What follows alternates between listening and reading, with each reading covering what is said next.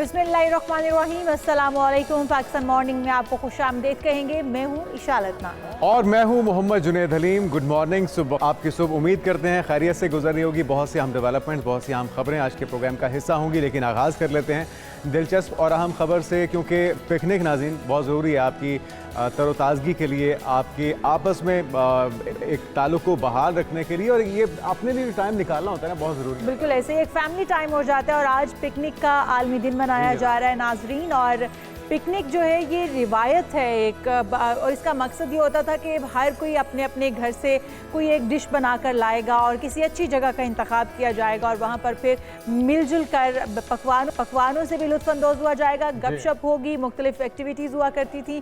लेकिन अब हम देखते हैं कि हमारी सोसाइटी से जो पिकनिक का एक ये चीज़ रूट सी गई है। शायद लोग नफ्सा नफ्सी में इतने आपस में लाइफ में बिजी हो चुके हैं। अगर थोड़ी सी हिस्ट्री की बात की जाए पिकनिक की, तो फ्रांसीसी इस्तिलाह पिक से निकला है और निक एक ऐसे खाने का हवाला देता है जहां हर एक अपनी डिश बनाकर इसमें हिस्सा डालता है। इस दिन को दुनिया भर के लोग दूसरों के साथ खाना बांटने के, एक साथ मनाने के लिए तौर पर इसको सेलिब्रेट किया जाता है। बिल्कुल जी, ये फ्रांसीसी लफ्ज़ था पिकनिक, और इसी से पिकनिक जो है वो अब हम बहुत ही कम हो गया है हमारे दरमियान रुझान भी। और हम लोग पार्क्स में अब जाते भी हैं। अगर पहले तो पार्क्स में भी जाने का ट्रेंड ख़त्म हो गया, लेकिन अगर पहले कोई जाता भी था तो उसको उस तरह से इंजॉय किया जाता था। बच्चे बहुत इंजॉय करते थे, सब फैमिलीज के बच्चे जब इकट्ठे हो जाते थे और कहीं पे जाके किसी पार्क में किसी क्योंकि लाहौर में अगर ख़ास तौर पे बात की जाए, क्योंकि मेरा बचपन तो लाहौर में ही गुजरा है, तो बागों का शहर भी है ये, तो इसी तरह से बागों में जाया जाता था, चाहे वो शालामार बाग हो, जिना गार्डन हो, या जो दीगर बहुत से पार्क्स हैं। उसके आपने लाहौर सफारी के अंदर कभी जाके पिकनिक मनाई है? वो जानवरों के साथ बड़े बड़े ग्राउंड्स नहीं जानवरों के साथ, इतने बड़े बड़े ग्राउंड्स थे, वहाँ पर इंजॉय जो है वो इंसान बहुत ज़्यादा करता था। और हम देखते थे कि वहाँ पर बाकायदा लोगों ने ना चूल्हे लाए हुए होते थे, बारबेक्यू हो रहा होता था, खाना पकाना डायरेक्ट वहीं पर बारबेक्यू हो रहा था, खाने बन रहे होते थे। लेकिन अब हमें मोबाइल फोन्स ने, इंटरनेट ने एक दूसरे से इतना दूर कर दिया है, और जिस तरह आप भी कह रहे थे कि नफ्सा नफ्सी का दौर है, तो हम एक दूसरे को कहीं भूल गए हैं। रिश्तों के अंदर मोहब्बत जो है वो कहीं कम हो गई है। आपको एक चाहिए मोटिवेशन चाहिए होती है, आपको एक कैथारसिस चाहिए होता है, आपको एक अगले हफ्ते के काम करने के लिए भी एक रिचार्ज चाहिए होता है। तो ये पिकनिक और इस तरह का मिलना जुलना आपस में, फैमिलीज़ का, दोस्तों का, आपके हल्का अहबाब में बैठना उठना, ये आपको पूरे अगले हफ्ते के लिए तैयार कर देता है, रिफ्रेश कर देता है जनाब। तो इंटरनेशनल पिकनिक डे भी है आज जून को जो मनाया जा रहा है, तो इसकी अहमियत को उजागर करना बेसिकली इसका मकसद है। हम आगे बढ़ते हैं और टॉप 5 स्टोरीज शामिल करते हैं अपने प्रोग्राम के अंदर। और आज हम अपने प्रोग्राम में सबसे पहले बात करेंगे ईरान इजराइल जंग में शिद्दत आ चुकी है, छठे रोज़ में ये जंग दाखिल हो चुकी है, और जंग के असरात से बचने के लिए पाकिस्तान को क्या करना चाहिए, इस पर भी तफसील से बात की जाएगी। और उसके बाद बात करेंगे वर्ल्ड टेस्ट चैंपियनशिप के नए साइकिल में पाकिस्तान के चैलेंजेस मजीद बढ़ गए हैं जनाब। क्रिकेट का बॉस बनने के लिए जय शाह ने टेस्ट तारीख ही बदलने का फैसला कर लिया है, तो इसके असरात क्या हो सकते हैं, इस पर भी गौर करेंगे। उसके बाद आपको बताएंगे कि सोलर की हौसला अफजाई करने वाली हुकूमत ने सोलर पर टैक्स क्यों लगाया। कायमा कमेटी खजाना ने सोलर पैनल्स पर 18% सेल्स टैक्स आयद करने की तजवीज़ मुस्तरद कर दी है, इस पर भी तफसील से होगी बात। और आज के प्रोग्राम में आपको ये भी बताएंगे कि ऑटिस्टिक बच्चों का मुस्तकबिल किस तरह रोशन किया जाए। पाकिस्तानी वालिदैन अपने ऑटिस्टिक बच्चों को बेहतर ज़िंदगी कैसे दे सकते हैं, क्या क्या मौके हैं, क्या कुछ हो रहा है और क्या कुछ होना चाहिए, इसका भी जायज़ा लेंगे। उसके बाद सहरिश अली स्क्वॉश प्लेयर ने यूएस वर्जीनिया गोल्ड सर्किट में गोल्ड मेडल जीत लिया है, उनसे भी आपकी मुलाकात होगी। लेकिन सबसे पहले हम आ जाते हैं अपने पहले टॉपिक की जानिब, जो कि अमेरिकी सदर डोनाल्ड ट्रंप साहब की जानिब से अब एक बड़ा बयान सामने आया है। वो गैर मशरूत तौर पर ईरान को चाहते हैं कि ईरान हथियार डाल दे। कोई उनके मतलब मुतालिबात ईरान के सुनने का इरादा लगता नहीं है, और लग ये रहा है कि डोनाल्ड ट्रंप अब नेतन्याहू की तर्जुमानी कर रहे हैं, उसी तरह से धमकियों पर उतर आए हैं। तेहरान की ईरान की फ़िज़ाओं को कहा जा रहा है, ये दावा किया जा रहा है कि अब उनके कंट्रोल में ली जा चुकी हैं। और साथ में तेहरान जिसकी आबादी लगभग 1 करोड़ से ज़ायद है, उसे इवैक्यूएट करने की बात हो रही है, उसे खाली करने की बात हो रही है। तो ये किस तरह का अंदाज़ है? साथ जो धमकियां जुनैद दी जा रही हैं कि आयतुल्ला ख़ामेनी के बारे में हम जानते हैं कि वो वहाँ कहाँ पर हैं, उन्हें मारने का और अभी हमारा मारने का इरादा नहीं है, लेकिन ईरान को सरेंडर करने के लिए कहा जा रहा है। ईरान के ऊपर एक प्रेशर बिल्ड करने की कोशिश की जा रही है कि अगर आपने ये ना किया, आपने हथियार ना डाले, तो फिर आपको इसके कॉन्सिक्वेंसेस बर्दाश्त बात सूरत हाल बड़ी तशवीशनाक है। उस्मान शाह साहब माहिर आलमी अमूर हमारे साथ मौजूद हैं। उस्मान शाह साहब, आपको वेलकम कहेंगे।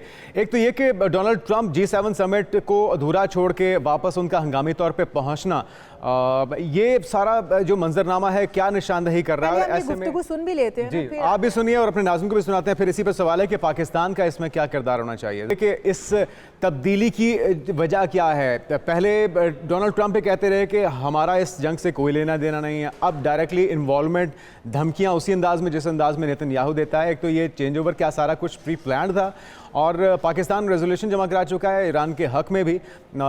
आगे क्या होना चाहिए? आगे क्या किरदार होना चाहिए मुस्लिम वर्ल्ड का और पाकिस्तान का इस तमाम सिनेरियो में? जी, डोनाल्ड ट्रंप ने शुरू से ही इस जंग को लेके एम्बिग्विटी क्रिएट की, इबहम की कैफियत रखी, और ये मैडमैन थ्योरी के ऊपर जो है काम कर रहे हैं। जिस तरीके से रिचर्ड निक्सन जो थे वो भी इसी तरीके से खुद को पोस्चर करते थे कि मैं इर्रेशनल प्रेसिडेंट हूँ, मेरे से मुतालिक कोई खत्मी राय कायम ना करना। और मैडमैन थ्योरी यही कहते हैं अमेरिकन पॉलिटिक्स के अंदर कि एक रैशनल जो प्रेसिडेंट है वो जो भी बात करेगा उसको उसी कॉन्टेक्स्ट में देखा जाएगा। लेकिन एक ऐसा आदमी जो अनऑर्थोडॉक्स पॉलिटिक्स है, पॉलिटिशियन है, अगर वो कोई ऐसी स्ट्रेटजी इख्तियार करता है तो उससे मुतल्लिक जो है वो डाउट हमेशा रहता है। हमने देखा डोनाल्ड ट्रंप ने शुरू से लेके अब तक मिक्स सिग्नल दिए। एक दिन में वो दो दो स्टेटमेंट देते हैं और फॉरेन पॉलिसी का तयन करना बड़ा मुश्किल हो जाता है। लेकिन अभी हम जो देख रहे हैं ऑन ग्राउंड, वो खदशा बढ़ रहा है कि अमेरिका जंग को ज्वाइन करेगा। आज सुबह ही खबर आई कि अमेरिका ने M35 तैयारे और जो एयर रिफ्यूलिंग टैंकर है उसे इंग्लैंड से मूव कर दिया है, मिडिल ईस्ट की तरफ है। जी हाँ। और इस वक्त जो है उनका बैडी बेरा जो है वहां पे गल्फ के अंदर स्ट्राइकिंग ग्रुप जहां के ऊपर जहाज खड़े हैं वो हित्ते की तरफ तेजी से बढ़ रहा है। और डियागो गार्सिया जो कि बहिरा हिंद का एक उनका लॉन्चिंग पैड है, वहां पे अमेरिका के B-2 तैयारे जो कि बस्टर बम्बार तैयारे हैं वो इस जी जी। वक्त पहुंच चुके हैं वहां के ऊपर।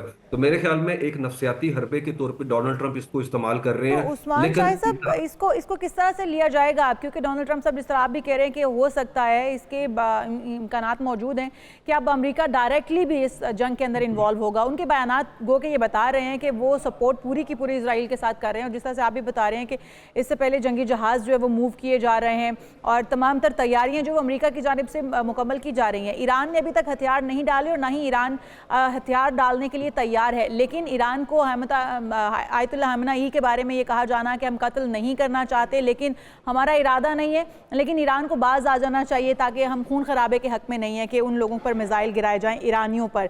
इस तरह की धमकियां, इस तरह के बयानात, ये तो वाज़ेह है कि अब अमेरिका जो है वो डायरेक्टली जंग में उतरेगा। ईरान को क्या करना होगा इस सारी सूरत हाल में, और क्या मुस्लिम उम्मा से आप इस वक्त उम्मीद रखते हैं कि वो ईरान के साथ खड़े होंगे? क्योंकि इस वक्त यकजहती दिखाना बहुत ज़रूरी है अगर डोनाल्ड ट्रंप साहब इसराइल के साथ डायरेक्ट खड़े हो जाते हैं तो। जी, डेफिनेटली हम इस वक्त देखते हैं कि डोनाल्ड ट्रंप के बयानात को अभी काफ़ी संजीदा जो है ना वो लेने की ज़रूरत है, क्योंकि जिस तरीके से मैंने बात की कि ग्राउंड के ऊपर रियलिटी तेज़ी से चेंज हो रही है। लेकिन डोनाल्ड ट्रंप बता नहीं रहे सरेंडर का मतलब क्या होगा, किस तरह का सरेंडर, क्या वो हमले करना बंद कर दें?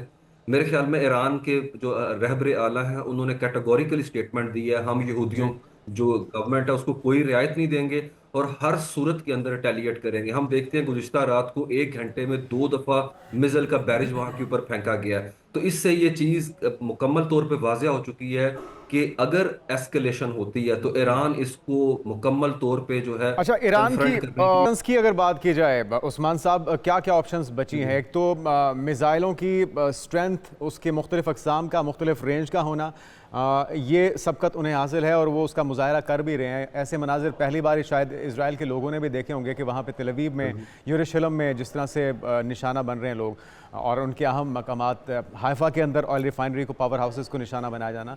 लेकिन ऑप्शंस क्या क्या है ईरान के पास? एक तो अपना हुर्मुज़ को ब्लॉक करने की बात हो रही है, अगर ऐसा होता है तो उसके असरात दुनिया पर क्या होंगे? तेल पर तो उसके असरात आना शुरू हो चुके हैं। इसके अलावा जो बात हो रही है अमरीकी अड्डे जो इस खत्ते में मौजूद हैं, उनको भी कितने ख़तरात लाक हो सकते हैं अगर ये डायरेक्ट इन्वॉल्वमेंट होती है अमेरिका की? जी, डेफिनेटली अगर ये अमेरिका इस जंग में बराह रास्त शामिल हो जाता तो डेफिनेटली ईरान इस बात को पहले ही कह चुका है कि हम उनकी जो मिलिट्री बेसिस हैं बहरीन में, कुवैत के अंदर, कतर में, सऊदी अरेबिया, यूएई में, उसको जो है डायरेक्ट अटैक करेंगे। लेकिन मेरे ख्याल में अभी के लिए ईरान जो है वो इतनी एस्केलेशन इसलिए नहीं चाहता क्योंकि ये गिमिक है नेतन्याहू का। नेतन्याहू ईरान को अमेरिका के सामने करना चाहता है। तो तो ईरान हत्तुल इम्कान जो है वो कोशिश करेगा कि वो उस डायरेक्ट कन्फ्रंटेशन का हिस्सा ना बने ऐसे वक्त में। जैसे आपने बात की, उनके लिए प्लॉजिबल ऑप्शन ये है कि वो उस जो आबी रसदगाह है ये अपनाए हुर्मुज, उसको ब्लॉक कर दे, जहां से 20 million barrel oil per day के हिसाब से निकलता है, और ये दुनिया के टोटल ऑयल का तकरीबन 20% जो है जी। बनता है। तो मेरे ख्याल में इससे दुनिया में पर बैरल ऑयल का जो एक अपना थ्रेट है उसके बढ़ने का खदशे अमेरिकन बैंक्स कह रहे हैं $120 पे पर बैरल के ऊपर ये जा सकता है। तो मेरे ख्याल में इस ऑप्शन को उनके लिए एग्जॉस्ट करना ज्यादा फिजिबल नजर आ रहा है। और दूसरा, वो गल्फ कंट्रीज के ऊपर कोई अटैक करने का इरादा नहीं रखते, क्योंकि इरानियन समझते हैं कि जिस तरीके से सऊदी अरेबिया ने उनको सपोर्ट किया इस जंग के अंदर, और दीगर हित्ते के किसी मुल्क ने, स्पेशली जो सुन्नी वर्ल्ड है, वो ईरान के मुतालिक जो है बड़ा हमदर्दाना रवैया रखती है, तो वो उन्हें भी इस जंग में ड्रैग नहीं करना चाहेंगे। लेकिन हौसी जो हैं उन्हें कहा गया है ईरान की तरफ से कि अगर जंग एस्केलेट करती है तो आप रेड सी के अंदर जो ये तजारती इनके बेड़े अपना मनूवर करते हैं उसको हिट कर सकते हैं, क्योंकि बिल्कुल। हौसीस को इस जंग में सबसे कम नुकसान पहुंचा है एज कम्पेयर टू हिजबुल्लाह और हमास। जबकि पाकिस्तान की अगर आपने ऑप्शन की बात की, तो पाकिस्तान इस वक्त मेरे ख्याल में मुस्लिम उम्मा का वाहिद कंट्री है जो सिर्फ जबानी जमा खर्च के ऊपर काम नहीं कर रहा, सिर्फ लिप सर्विस नहीं कर रहा। हम देखते हैं 11 जून को यूनाइटेड नेशन की सिक्योरिटी काउंसिल के अंदर पाकिस्तान नॉन परमानेंट मेंबर है, पाकिस्तान, चाइना और रशिया ने मिलकर वहां पे लॉबिंग की और उसका हंगामी इजलास कन्वीन किया, जिसमें पाकिस्तान ने इंतहाई सख्त जुमले इस्तेमाल किए इसराइल से मुतल्लिक, कि इसराइल को किसी सूरत के अंदर इम्प्यूनिटी हासिल नहीं होनी चाहिए कि वो इंटरनेशनल लॉ को, ह्यूमैनिटेरियन लॉ को वायलेट करे। दूसरे एंड के ऊपर हम देखते हैं इंटरनेशनल एटॉमिक एनर्जी एजेंसी का इजलास उससे एक दिन कबल होता है, जिसमें पूरी वेस्टर्न वर्ल्ड पाकिस्तान को प्रेशराइज करती है कि आप ईरान के खिलाफ वोट दें, लेकिन पाकिस्तान एब्सटेन करता है। जी। तीसरी जगह के ऊपर आपने बात की मुस्लिम उम्मा की, 21 से 22 जून को इस्तांबुल के अंदर वज़राए खारजा का इजलास हो रहा है, जिसमें इसहाक डार जा रहे हैं, और उससे मुतल्लिक कल हमारे प्राइम मिनिस्टर एर्दोगान साहब से बात की। फिर एससीओ के इजलास के अंदर पाकिस्तान ने इंतहाई सख्त रिमार्क्स पास किए इसराइल से मुतल्लिक, शंघाई कोऑपरेशन ऑर्गेनाइजेशन जिसका 2023 से ईरान मेंबर है। फिर आजमीन हज जो है इस वक्त अब सऊदी अरेबिया में है, ईरानी वजीर खारजा की दरखास्त पे पाकिस्तान ने उन्हें ऑन अराइवल वीजा जारी करने की जी, बात की है, यकीनी और तौर इस पे वक्त पाकिस्तान का जो इक़दामात हैं वो सिर्फ बयानात की हद तक नहीं है, अमली इक़दामात भी हैं। लेकिन ये जो एक सीन क्रिएट किया है, जिस तरह से 1 करोड़ की आबादी वाले शहर को कह रहे हैं कि वो चुटकी बजाएं और वो लोग इवैक्यूएट हो जाएं, मतलब ये क्या स्ट्रेटजी है? आप वही रवश जो फ़लस्तीन में अपनाई गई, वही जो जंगी कवानीन की खिलाफ वर्जी, इंटरनेशनल कवानीन की खिलाफ वर्जी जो फ़लस्तीन में हुई, वही रवश इधर भी अपनाना चाह रहा है अमरीका और इजराइल? क्या ये मुमकिन होगा? और क्या कोई खुदा ना खास्ता एटॉमिक अटैक का भी खदशा मौजूद है? किस लेवल का अटैक करना चाह रही है अमेरिकी गवर्नमेंट और इजरायली गवर्नमेंट तेहरान के ऊपर?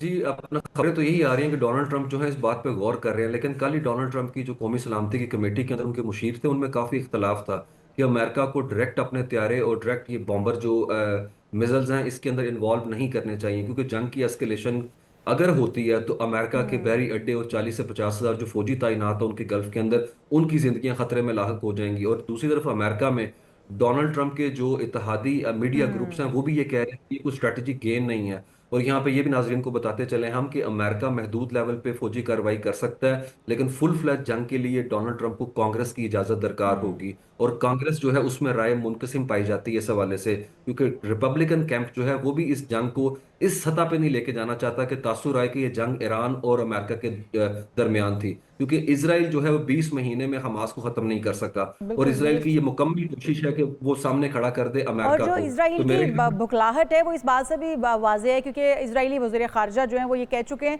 कि सदाम हुसैन की तरह लिया जा रहा है आयतुल्लाह खamenei को, और उसी प्रोस्पेक्टिव में देखा जा रहा है। क्या समझते हैं कि आप वही जो तरीका सदाम हुसैन का था, आयतुल्लाह खamenei को भी आप उसी स्टेज पर देख रहे हैं? नहीं, मेरे ख्याल में अनलाइक जो सदाम हुसैन थे, सदाम हुसैन की गवर्नमेंट की उस तरीके से हमायत मुस्लिम वर्ल्ड में भी नहीं थी, हमने देखा। और जिस तरीके से 2003 के अंदर नैरेटिव शेप किया नेतन्याहू ने, और उस ग्रुप को, उस इराकियों को शामिल किया उसके अंदर कि टेररिज्म के अंदर इनका लेना देना, जबकि उनका 9/11 से मुतल्लिक एक फर्द भी इन्वॉल्व नहीं था उसमें। तो मेरे ख्याल में अमेरिकन उस जंग से काफ़ी सीख चुके हुए हैं कि जिस तरीके से उनके इंटरेस्ट डैमेज हुए वहाँ के ऊपर, 12 लाख लोग जो है वहाँ पे मारे गए, और अमेरिका से मुतल्लिक मुस्लिम वर्ल्ड में खास परसेप्शन डेवलप हुई है। तो डोनाल्ड ट्रंप जो है इतना खुला लेवरेज देने को तैयार नहीं होंगे नेतन्याहू को, मेरा जाती ख्याल है। और नेतन्याहू के लिए ये आसान नहीं होगा कि डोनाल्ड ट्रंप जैसे कनिंग आदमी को इस वॉर में उस तरह शीशे से उतार लिया जाए जिस तरीके से उन्होंने बुश को किया। लेकिन इसमें कोई शक नहीं कि इस वक्त सूरत हाल अगर हम देखें तो महदूद लेवल के ऊपर हमला किया जा सकता है। ये नफसियाती हरबा होता लेकिन है जो जब डोनाल्ड आप ट्रंप का एग्रेसिव उनके बयानात हैं, जिस तरह से उन्होंने कल एमानुएल मैक्रोन प्रेसिडेंट के बारे में भी कहा कि उनको कुछ नहीं पता, वो हमेशा गलत होते हैं, और जब वो G7 छोड़कर आए हैं समिट, तो उसके बाद जो उनका एक बयान था, अब वो किसी को भी आड़े हाथों कभी भी ले सकते हैं, वो किसी के बारे में भी बयानबाजी बड़े खुलेआम कर लेते हैं। तो ये जो उनका एग्रेसिव रवैया है, अमेरिका के अंदर से उन्हें क्या आप समझते हैं कि अवाम की सपोर्ट हासिल होगी, या वहाँ से उन्हें इख्तलाफात भी बर्दाश्त करने पड़ेंगे? अमेरिकी अवाम इस वक्त कहाँ देखते हैं आप? जी, अमेरिका के अंदर उनकी जो फैन बेस है वो इस जंग के अंदर अमेरिका के शामिल होने के कतई तौर पे हक में नहीं है, क्योंकि उनका नारा था फर्स्ट अमेरिका। इसीलिए वहां के ऊपर रिपब्लिकन जो है वो उन्हें कह रहे हैं कि अगर आप डेविएट करते हैं तो आप 4 महीने के अंदर आपका पॉलिटिकल माइलेज खो देंगे। क्योंकि उन्होंने बात की थी कि मैं आके खित्ते के अंदर जो है वो अपना डीएस्केलेशन करूंगा और यूक्रेन की वॉर खत्म करूंगा, गजा का। तो अभी तक वो किसी भी मामले के अंदर जो है मुकम्मल तौर पे कामयाब नहीं हो पाए। तो मेरा नहीं ख्याल वो 4-5 महीने के अंदर, और ऐसे वक्त में जब अमेरिका के अंदर खुद पॉलिटिकल वायलेंस स्टार्ट हो चुका है, आर्मी डिप्लॉय है एलए के अंदर, और उसके अलावा 2100 जगह के ऊपर डोनाल्ड ट्रंप के खिलाफ प्रोटेस्ट हो रहा है। इवन उनका घर जो है फ्लोरिडा के अंदर, वहां पे मैरालागो स्टेट के बाहर लोग प्रोटेस्ट कर रहे हैं कि नो किंग्स, हमें अमेरिका में किंग नहीं चाहिए। तो डोमेस्टिक सूरत हाल उनकी फेवर में नहीं, वो मीडिया जो उन्हें सपोर्ट करता है वो इस जंग में नहीं चाहता डोनाल्ड ट्रंप राह रास्त जो है वो शामिल हों। लेकिन मेरा फिर भी ख्याल ये है कि मैडमैन थ्योरी के तहत डोनाल्ड ट्रंप से कुछ भी एक्सपेक्ट किया जा सकता है, और अभी के उनके तमाम बयानात सिर्फ नफसियाती खरब हैं, जिसके अंदर वो कह रहे हैं कि हमें पता है वो कहाँ पे रहबरे आला छुपे हुए हैं, लेकिन इस वक्त हम उन्हें हिट नहीं करना चाहते। तो डोनाल्ड ट्रंप की पॉलिसी हमेशा इरेटिक रही है। हमने देखा वो हमला करने की बात करते हैं, लेकिन नॉर्थ कोरिया के उसी वक्त प्रेसिडेंट से जाके मुलाकात कर लेते हैं। वो यूक्रेन के ऊपर कुछ स्टांस लेते हैं, अगले लम्हे कुछ चेंज कर लेते हैं। लेकिन मेरे ख्याल में ईरान जो है वो बहुत चौकन्ना है, क्योंकि अमेरिका को पता था कि इसराइल अटैक करेगा। उसके बावजूद उन्होंने कहा कि हम इतवार को आपके साथ ओमान में एंगेज करेंगे। तो उनकी बददियानती जो है और बदनीति जो है वो शुरू से ही इस जंग के अंदर हमने वाजिया देखी। और अभी की सूरत हाल में अगर जिस तरीके से वो अपने बेड़ी बेरे जो हैं वो ईरान के करीब लेके जा रहे हैं, और जिस तरीके से उनके मिशन जो है यहाँ से इंग्लैंड से मूव कर गया वहां पे, तो मेरे ख्याल में हमें ज्यादा होपफुल सिनेरियो नजर ऐसा सच नहीं आ रहा। क्योंकि अमेरिका का कहना है या डोनाल्ड ट्रंप का कि मैं बिल्कुल समझ रहा accurate। था नेतन्याहू जो है वो 2-3 दिन में इस जंग को कंक्लूड कर लेंगे, लेकिन नेतन्याहू लेकिन 5-6 दिन के बाद जिस तरीके से अब इजरायली मर रहे हैं, याद रखें यहाँ पे इजरायलियों का जो थ्रेश होल्ड है वो बहुत ही लो हो चुका हुआ है। वो जी रूटीन में इस तरह के पैटर्न के बिल्कुल आती ठीक नहीं कह है रहे जिस हैं, तरीके बिल्कुल आप ठीक कह रहे हैं। से। वो इस तरह के मनाजिर, इस तरह के हालात देखने के, लेकिन अब उन्हें अपने आप को आदी बनाना होगा, क्योंकि सिर्फ जारियत मुसल्लत करना ही उनके मुकद्दर में नहीं है। जब आप दूसरों पर जारियत मुसल्लत करते हैं तो फिर आपको बर्दाश्त भी पैदा करनी चाहिए। और अभी ये जो बयान आया है डोनाल्ड ट्रंप का, बहुत शुक्रिया उस्मान शाह साहब हमारे साथ मौजूद थे। और अभी जो बयान आया है डोनाल्ड ट्रंप का, वो कह रहे हैं कि 2 दिन के बाद इजरायली इक़दामात में मजीद शिद्दत देखी जाएगी। तो ये एक और ख़तरे की घंटी है कि ये मामला अभी थमने वाला नहीं है, इसमें और शिद्दत आने की तवक्को की जा सकती है। बिल्कुल जी, हम आगे बढ़ते हैं और बात करते हैं अब कुछ आईसीसी वर्ल्ड टेस्ट चैंपियनशिप की। इसके हवाले से जो जय शाह का किरदार है उसके ऊपर बात करेंगे, लेकिन एक ब्रेक के बाद आप कहीं मत जाएगा, स्टे विद अस।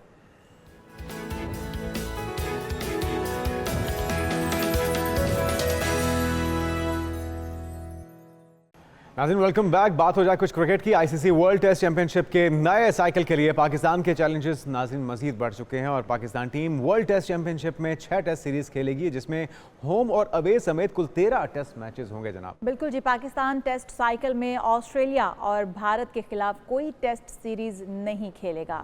आखिरी मरतबा पाकिस्तान और भारत के दरमियान टेस्ट सीरीज 2007 में खेली गई थी। तो जनाब हमारे साथ हमाद सदीकी सब मौजूद हैं, sports journalist. Welcome to show कहेंगे हमाद भाई आपको। हमाद भाई, सारी सूरत हाल में जय शाह जिस तरह से अपना किरदार अदा कर रहे हैं, 5 मैचेस की सीरीज़ को 4 दिन पर ले आए हैं, और जिस तरह से अब पाकिस्तान जो है वो नहीं खेल पाएगा, बहुत सारे इवेंट्स मुतासिर हो रहे हैं भारत की हठधर्मी की वजह से, क्या कहते हैं आप? Thank you very much. जी हाँ, बिल्कुल ये खबर आ चुकी है कि आईसीसी जो है नेक्स्ट जो साइकिल होगा 2027 टू 2029, उसमें ये टेस्ट मैचेस की ड्यूरेशन जो है वो 5 से कम करके 4 दिन पे लेके आ रहे हैं। देखिए, टेस्ट मैचेस 90 ओवर्स पर डे होते हैं। ऑल टुगेदर अगर 5 दिन की बात की जाए तो 450 ओवर्स टेस्ट मैचेस में कहा जाता है। अभी आप देख रहे हैं कि जब से T20 आई है और इंग्लैंड ने बेस बॉल टेस्ट की क्रिकेट खेलना शुरू की है, तो क्रिकेट थोड़ी फास्ट मोड में नजर आती है और 5 की जगह 4 दिन में खत्म हो जाता है। ये उन कंट्रीज में जहां मैक्सिमम 90 ओवर्स पर डे हो जाते हैं। हम सब कॉन्टिनेंट की बात करें तो हमारे यहाँ सर्दियों में इवन 70 ओवर्स पूरे नहीं होते एक दिन में। आपको पता है कि मगरिब जल्दी हो जाती है 4 बजे के बाद, तो पॉसिबल नहीं है। अगर आप 4 दिन का कर देंगे तो मैच का रिजल्ट होने के चांसेस जो है वो और कम हो जाएंगे, क्योंकि जाहिर है 70 ओवर्स मीन 4 ओवर में आप 280 ओवर्स में आप रिजल्ट 2 इनिंग्स दोनों टीम की वो नहीं कंप्लीट हो सकती। तो फिर अमाद भाई, तो ये इस छेड़छाड़ का, इन चेंजिंग्स का मकसद क्या है? क्या वो अपने आप को अमर करना चाहते हैं कि आने वाले जो नई जनरेशन है वो याद करेगी जी जय शाह ये तब्दीलियां करके गए थे? मकसद क्या है फिर इस तब्दीली का? देखिए, कोई भी तब्दीली हो उसके पीछे आपको सेंस जरूर नजर आना चाहिए कि कोई सेंस। अब देखिए, ये बिग 3 की बात हो रही है, वही जैसा हम क्रिकेट में कहते हैं कि 3 बड़े मुल्क जो कि रेवेन्यू सबसे ज्यादा जनरेट कर रहे हैं वो अपने हिसाब से चलाना चाह रहे हैं। अब 3 मुल्क जो है ये, जिनके इंडिया, पाकिस्तान, इंडिया, ऑस्ट्रेलिया और इंग्लैंड है, ये 5 दिन के टेस्ट मैच खेलेंगे। बाकी मुल्क जो है वो 4 दिन के। तो ये डबल नहीं होना चाहिए कि आप सबके लिए एक रखें कि अगर बॉर्डर गवास्कर ट्रॉफी हो रही है तो वो 5 दिन का टेस्ट मैच होगा, एशेज सीरीज हो रही है तो वो 5 दिन का टेस्ट होगा, एंडरसन तेंदुलकर ट्रॉफी इंग्लैंड और इंडिया की हो रही है तो वो 5 दिन का। तो बाकी ममालिक, even world champion south Africa जो है वो 4 दिन का टेस्ट क्यों खेले? तो सबको बराबर होना चाहिए। हाँ, उस मुल्क में जाके खेलेंगे तो जो तब आप खेलेंगे 4 दिन का हो जाएगा, क्योंकि वहां पे दिन बड़ा होता है। लेकिन इन ममालिक में, जिस तरह हम सब कॉन्टिनेंट की बात करते हैं, तो यहाँ पे तो 4 दिन में रिजल्ट बहुत कम शादो नादिर आपको नजर आएगा, क्योंकि नंबर ऑफ ओवर इतने नहीं हो सकेंगे कि हम डिजायर्ड रिजल्ट जो हासिल करें। हाँ, बहुत ज्यादा ट्रू टर्नर हो जाए तो आपको 3 दिन में भी रिजल्ट नजर आ जाता है, लेकिन बेहतर यही है कि 5 दिन का टेस्ट होने दें। और तब्दीलियां की जा सकती हैं इसमें, बैट और बॉल के दरमियान जो हम कहते हैं ना कि मुकाबला नजर आए। ये नहीं हो कि अगर बॉलर फ्रेंडली बना दी गई है तो बॉलर ही हावी है, बैट्समैन बिल्कुल नहीं है, और अगर बैटिंग पैराडाइज बन गई है तो बैट्समैन रन्स के पार लगा देगा और बॉलर वहां पे डमी नजर आता है। तो इस तरह की चेंजेस की जाए जहां। हमाद भाई, इसमें तो फिर सेंस नज़र नहीं आ रही है, नॉनसेंस नज़र आ रही है जय शाह की। लेकिन अगर हम एशिया कप की बात कर लें तो क्या बिल्कुल सही फैसला है? क्योंकि ये होना भी यही था, मुतवक्के भी यही था, क्योंकि जब पाकिस्तान के अंदर इवेंट जो है जो होने जा रहा होता है उसको अगर न्यूट्रल वेन्यू पे किया जाता है पाक भारत मैचेस के अंदर, तो अब हम देख रहे हैं कि जो एशिया कप है वो भी यूएई में मुंतकिल हो रहा है और मेज़बानी जो है वो यूएई कर रहा है, लेकिन राइट्स जो हैं वो इंडिया के पास होंगे। किस तरह से देख रहे हैं आप इस इवेंट को? देखिए, ये उनको अपना जो उन्होंने किया था वो उनके सामने आ गया। वो पाकिस्तान में क्रिकेट को नहीं होने दे रहे थे, तो अब उनके मुल्क में भी क्रिकेट नहीं है, और यूएई में जाहिर है आपके अपने मुल्क में क्रिकेट नहीं होगी, उस तरह की व्यूअरशिप नहीं होगी, उस तरह के रेवेन्यू जनरेट नहीं होगी। हाँ, आपके मुल्क से क्रिकेट चली गई, आपने दूसरे मुल्क के साथ, वो कहते हैं दूसरे के लिए आप खड़ा हो दें तो आप खुद भी उसी में गिर जाते हैं। तो यहाँ पे बिल्कुल टिट फॉर टैट हुआ है। पाकिस्तान क्रिकेट बोर्ड ने, जो कि चैंपियंस ट्रॉफी का होस्ट था, उससे पहले एशिया कप का होस्ट था, और India refuse to tour Pakistan के हमारे सिक्योरिटी कंसर्न हैं, हालांकि बाकी तमाम ममालिक आके पाकिस्तान खेल रहे थे। तो वहां पे नजर आया कि आईसीसी एक डमी है। आईसीसी, हम हमेशा से कहते हैं इंटरनेशनल क्रिकेट काउंसिल नहीं है, क्योंकि जब से जय शाह वहां पे आ चुके हैं तो वो अब इंडियन क्रिकेट काउंसिल, और बाकी जो 2 बड़े मुल्क हैं वो उनके सामने घुटने इसलिए टेके हुए हैं कि वो उनको जो ल्यूक्रेटिव पैकेजेस जो ऑफर करते हैं उनके प्लेयर्स को, उनके बोर्ड के साथ जो उनकी कमिटमेंट है, तो वहां पे वो वही है कि आपने अपनी कीमत लगवा दी और अब आप बिक चुके हैं। बिल्कुल सही। अच्छा, क्या देख रहे हैं आने वाले दिनों में जो इवेंट्स पाक भारत के या जो बड़े इवेंट्स होने जा रहे हैं उसमें किस तरह से पाकिस्तान को अपना क्या किरदार अदा करना होगा? और बहुत सारे ऐसे इवेंट्स हैं जहां पर भारत नहीं चाहता कि पाकिस्तान उनका मद्दे मुकाबिल आए या पाकिस्तान इवेंट उस इवेंट में शामिल भी रहे। वेरी सिंपल, पाकिस्तान को अपनी क्रिकेट इंप्रूव करनी पड़ेगी और फील्ड में पाकिस्तान को जवाब, अपनी परफॉर्मेंस के थ्रू पाकिस्तान को जवाब देना पड़ेगा। मैं चाहूंगा कि नेक्स्ट जो इंडिया में मेगा इवेंट जिसको पाकिस्तान को न्यूट्रल वेन्यू यानी श्रीलंका में मैचेस खेलने हैं, पाकिस्तान सेमीफाइनल और फाइनल तक पहुंचे, ताकि इंडियंस को पता चले कि उनके मुल्क में सेमीफाइनल और फाइनल नहीं होगा, वेन्यू पे होगा। तब एक मैसेज जाएगा पूरी दुनिया को कि आपने फिर होस्टिंग राइट्स किसी को अगर दिए तो वहां पे तो मैचेस ही नहीं होंगे। तो इस मसले का हल करना पड़ेगा कि ये मसला इस तरह नहीं चलेगा।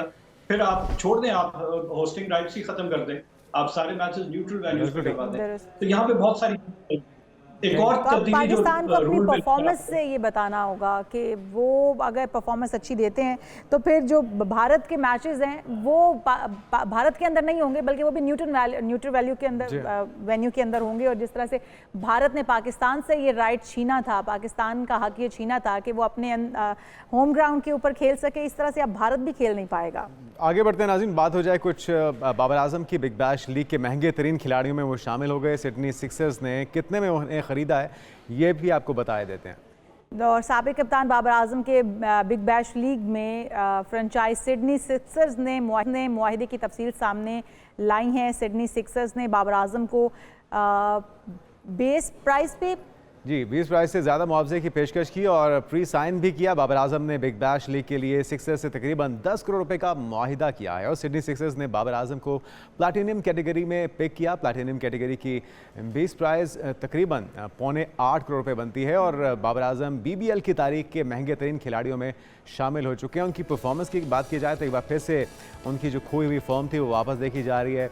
जो कमेंटेटर्स हैं, जो तमाशाई हैं, वो भी उनकी कारकर्दगी को, उनकी जो शॉट्स हैं उनको सराह रहे हैं। बिग बैश लीग 14 दिसंबर से ऑस्ट्रेलिया में शुरू होगी जिसमें बाबर आजम पहली बार शिरकत कर रहे हैं और हम उम्मीद करते हैं कि बाबर आजम इसी तरह से खेलते रहेंगे और अपनी फॉर्म जिसको वो बहाल करने की कोशिश उसको बहाल कर पाएंगे। हम यहाँ पर एक ब्रेक शामिल करते हैं, आप कहीं मत जाएगा, दीगर अहम इशूज़ होंगे लेकिन एक ब्रेक के बाद स्टे विद अस।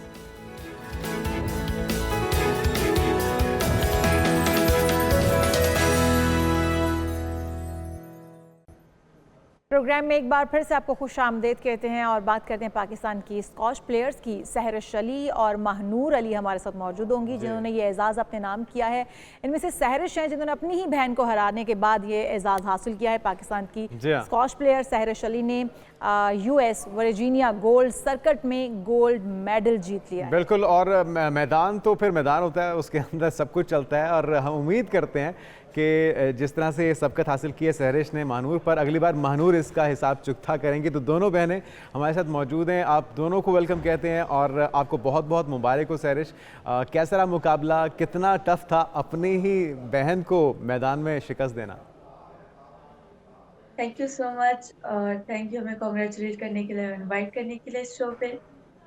और ये हमारा US के सर्किट था। पहले हम लोगों ने राइट जूनियर ओपन खेला था, फिर वॉशिंगटन DC खेला था, उन दोनों में हम दोनों ही फाइनलिस्ट थे। और अभी ये तीसरा वर्जीनिया गोल्ड जिसमें हम दोनों अगेन फाइनलिस्ट थे अंडर 15 कैटेगरी में। मानूर अभी सीनियर कैटेगरी खेल रही थी, अंडर 13 खेलती है वैसे मानूर, वो 15 खेल रही थी और मेरी कैटेगरी 15 है, तो हम दोनों फाइनल में आपस में ही टकराए। अच्छा सहरिश, आपने 18वां गोल्ड मेडल जीता है, ये पहला गोल्ड मेडल नहीं है। तो महानूर, अब तक आपसे जानना चाहूँगी आप कितने गोल्ड मेडल जीत चुकी हैं और ऐसा क्या हुआ कि सहरिश आपसे सबकत ले गई? मेरे पास अभी तक 21 गोल्ड मेडल है जिसमें से 10 इंटरनेशनल और 11 नेशनल। माशाल्लाह। साथ 5 सिल्वर है, 6 सिल्वर और 1 ब्रॉन्ज मेडल है। तो मैंने असल में अपनी कैटेगरी में अंडर 13 में खेला था जिसमें कभी 1-2 फाइनल सहरिश के साथ आए थे जो कि मैं जीती थी। और अभी मैं क्योंकि अंडर 15 खेल रही हूँ जो कि सीनियर कैटेगरी है, तो उसके लिए मुझे और भी मेहनत चाहिए होगी जो मैं करती आ रही हूँ। अच्छा, तो क्या महानूर क्या प्लान्स हैं? आप सहरिश को किस तरह से हराना है, क्या नई टेक्निक सीखनी है, क्या प्लान्स आपने तरतीब? हाँ, लेकिन वो सबके सामने थोड़ी बताएंगी, उसे सहरिश ने फिर चौकन्ना हो जाना। लेकिन बताइए क्या प्लान है आगे के? ये भी सही है, लेकिन मेरा जो अभी मेन गोल है वो जो प्लैटिनम इवेंट्स है वो अपने नाम करना है जूनियर में। खास करके जूनियर में अभी तक मैं प्लैटिनम इवेंट सिर्फ एक रह गया है जो कि मैंने टाइटल अपने नाम नहीं किया, जो ब्रिटिश जूनियर ओपन है और एशियन जूनियर ओपन है। तो उसके अलावा मैं US जूनियर ओपन जीत चुकी हूँ, जूनियर ओपन जीत चुकी हूँ डेनमार्क में। लेकिन सहरिश, अब आप तो जीती हैं, पेरेंट्स तो वैसे ही बहुत खुश होंगे। एक बच्ची अगर हारी है तो दूसरी जीती भी है, गोल्ड मेडल तो घर ही आया है। फैमिली की सपोर्ट कितनी रही? मामा ज़्यादा सपोर्ट करती हैं या बाबा आपके ज़्यादा सपोर्ट करते हैं? पापा और मम्मा तो बहुत ज़्यादा सपोर्ट करते हैं और जितना हमारे लिए कर सकते हैं वो सब करते हैं, लेकिन असल में हमारे स्पॉन्सर ने हमें बहुत ज़्यादा सपोर्ट किया है, टोयोटा मोटर कार्स पाकिस्तान। तो मैं बहुत शुक्रिया अदा करना चाहूँगी कि उन्होंने हम तीनों बहनों को स्पॉन्सर किया है हर एक में इस US सर्किट के लिए। और पापा मम्मा तो हमेशा से शुरू से ही हमारे इस जर्नी में हमें सपोर्ट कर रहे हैं बहुत ज़्यादा। तो आप दोनों बहनें पढ़ भी रही हैं, किस किस क्लास में आप दोनों? हम दोनों अभी हमने 6 तक स्कूल तो रेगुलर ज्वाइन किया, लेकिन अभी हमारी ट्रैवलिंग क्योंकि ज़्यादा होती है तो हम लोग ऑनलाइन स्कूलिंग कर रहे हैं। हम दोनों मिल के पढ़ते हैं, हम दोनों 7th ग्रेड में हैं और अभी जो है तो बस पढ़ाई भी जारी है।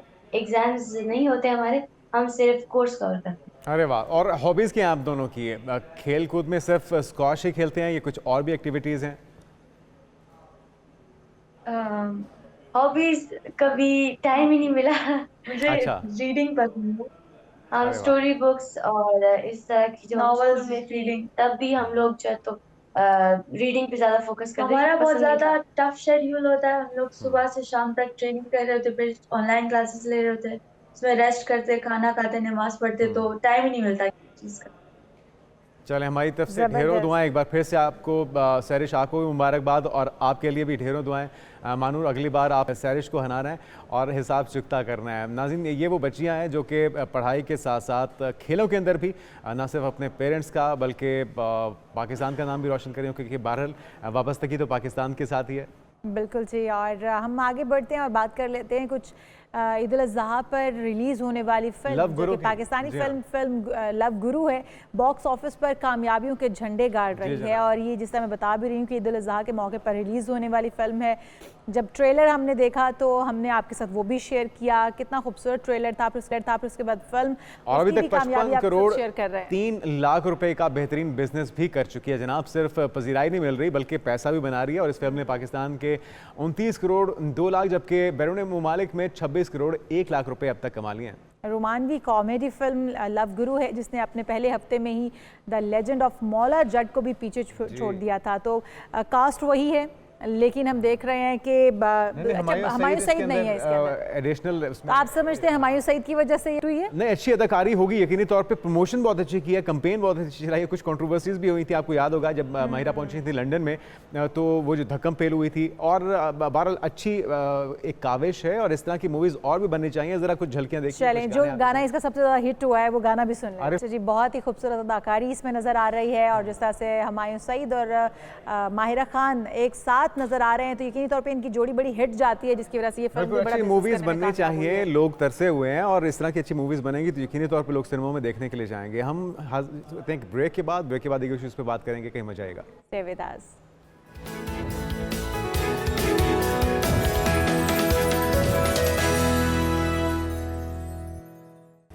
नाज़रीन, वेलकम बैक। सुबह खैर, उम्मीद करते हैं आपकी सुबह खैरियत से गुजर रही होगी, मज़े से गुजर रही होगी। अभी आपको बताते हैं, बल्कि आपसे पूछते हैं पहले कि क्या आपको मालूम है कि रिहाइश के लिए दुनिया का बेहतरीन शहर कौन सा है? चलिए दुनिया को छोड़े, पाकिस्तान का बता दें, आपका फेवरेट शहर कौन सा है? अच्छा, पाकिस्तान में मेरा शहर तो क्योंकि मेरा अपना शहर है तो लाहौर मुझे पसंद है, लेकिन मुझे तो हम लगता है सबके कि दिलों के साफ करीब है। सुथरा जो शहर है पाकिस्तान के अंदर वो इस्लामाबाद है। लेकिन अगर अब हम आज जरा overall दुनिया बात के करें शहरों की तो- बात भी कर लेते हैं तो ना। फिर आपको बताते हैं कि यूरोपीय मुल्क है डेनमार्क, जिसका दारकूमत कोपनहेगन है, जिसने ऑस्ट्रिया के शहर जी जनाब। वियना को पीछे छोड़कर दुनिया में रिहाइश के लिए बेहतरीन शहर का एजाज़ हासिल कर लिया है। और इससे पहले ये एजाज़ था 2022 से 2024 तक वियना के पास मुसलसल 3 बार रिहाइश के लिए दुनिया का बेहतरीन शहर उसे करार दिया गया। और इकोनॉमिस्ट इंटेलिजेंस यूनिट EIU ने 2025 के लिए दुनिया भर में रिहाइश के लिए जो बेहतरीन शहर हैं उनकी एक फहरिस्त जारी की। और इस फहरिस्त में 173 शहरों की दर्जाबंदी मुख्तलिफ अनासर जैसे कि तिबी सहूलियात हैं, तालीम है, इस्तेहकाम है, इंफ्रास्ट्रक्चर है और माहौलियात है, इसको मद्देनजर रखकर इनकी जो ग्रेडिंग की है दर्जा। बिल्कुल जी, उसमें पहले नंबर पर कोपनहेगन ने इस्तेहकाम, तालीम, इंफ्रास्ट्रक्चर के शोबों में परफेक्ट स्कोर हासिल किया है। फिर ऑस्ट्रिया के शहर ऑस्ट्रेलिया का शहर है जी मेलबर्न। ऑस्ट्रेलिया का शहर मेलबर्न है, जिसका 4था नंबर है इस फहरिस्त में। पाकिस्तान का भी एक शहर शामिल है और वो है कराची, जो कि 173वें नंबर शुक्र पर है, मौजूद मतलब है। 173 आखिरी नंबर पर आया पर नहीं है मेरे ख्याल में।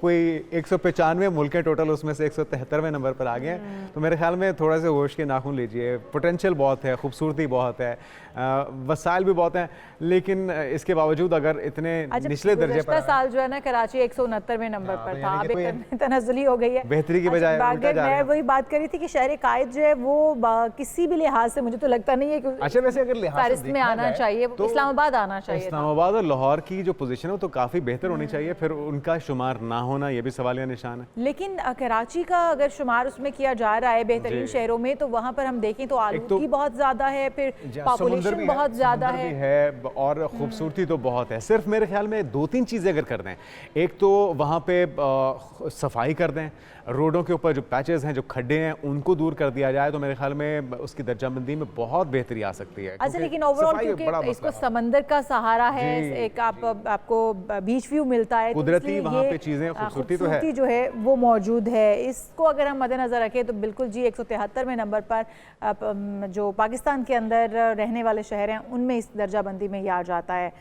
तो आगे बढ़ते हैं नाज़रीन और कुछ दीगर इश्यूज पे बात कर लेते हैं। सोलर पैनल पर बात कर लेते हैं। गर्मी का मौसम है, सोलर हर कोई लगवा रहा है, लगवाना चाहता भी है, लेकिन उन्हें डिस्करेज किया जा रहा है हुकूमत की तरफ से। वो हुकूमत जो कि बड़े बड़े दावे करती थी और सोलर की हौसला अफजाई करने वाली हुकूमत ने खुद सोलर पर टैक्स क्यों लगाया, ये सबसे बड़ा सवाल है जो हुकूमत से पूछा जा रहा है। बिल्कुल जी, और इसमें किसका फ़ायदा है, किसका नुकसान, कौन से सोलर पैनल पर टैक्स नहीं लगेगा। चेयरमैन FBR ने ये बता दिया है कि कौन से ऐसे सोलर पैनल हैं जिन पर टैक्स आयद नहीं होगा। 18% सेल्स टैक्स आयद किया जाना इस बात का सबूत है कि अब डिस्करेज किया जा रहा है जो सोलर पैनल लगवाने वाली आवाम है।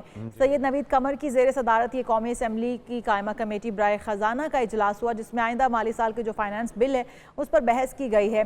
और इजलास के दौरान कायमा कमेटी ने सोलर पैनल पर 18% जो सेल्स टैक्स आयद करने की तजवीज़ है उसकी सख्ती से मुस्तरद कर दिया। जी, इसी हवाले से बात कर लेते हैं। अहमद सगीर साहब सोलर एनर्जी एक्सपर्ट हैं। अहमद साहब, आपको वेलकम कहेंगे पाकिस्तान मॉर्निंग में। एक ऐसा मुल्क जहाँ पे एनर्जी क्राइसिस एक अरसे तक रहा, 18 घंटे की लोड शेडिंग हमने देखी है, लेकिन अब जब लोग कोशिश कर रहे हैं, कंट्रीब्यूट कर रहे हैं, बल्कि एक ग्रीन एनर्जी के अंदर खुद इन्वेस्टमेंट करके सोलर पैनल्स लगाए जा रहे हैं, बजाय इसके कि उनको इंसेंटिव्स दिए जाएं, उन्हें सब्सिडाइज किया जाए, उन पर 18% जो ये टैक्स आयद किया गया, ये जुल्म नहीं है? देखिए, जुल्म तो है, इसमें कोई शक। और कौन सा ये हुकूमतें जो है वो पहली दफ़ा लोगों पे और आवाम पे जो है ये जुल्म कर रही है। ये जुल्म हमेशा से होता है और उन्होंने फिर जो है ये एक बम गिरा दिया है पाकिस्तानियों के ऊपर।